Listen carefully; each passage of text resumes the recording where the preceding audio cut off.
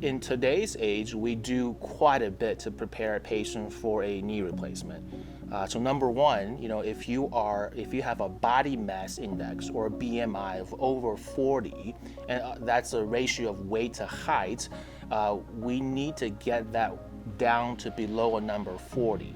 The reason is that if you have a BMI over 40 and you undergo a knee replacement, you are at higher risk for complications such as infection, blood clots, and even medical complications. So losing weight is definitely a good thing to do.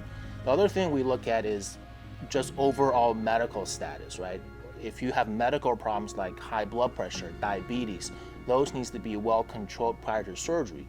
We also been looking at some nutritional factors and immune system responses. We check for a lab called albumin and prealbumin. So you could be a normal weight, a very active person, yet you might be malnourished and not even know it. So getting those levels up prior to surgery is also very important for wound healing and prevention of infections. So there are a lot of things you can do, including also going to physical therapy.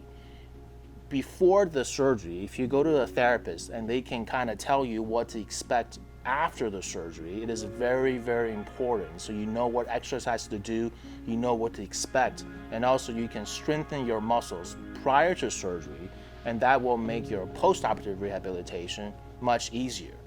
And we have all the physical therapy offerings on site that can provide patients with continued care before and after the surgery. Most patients will perform some type of physical therapy or a home exercise program ahead of time.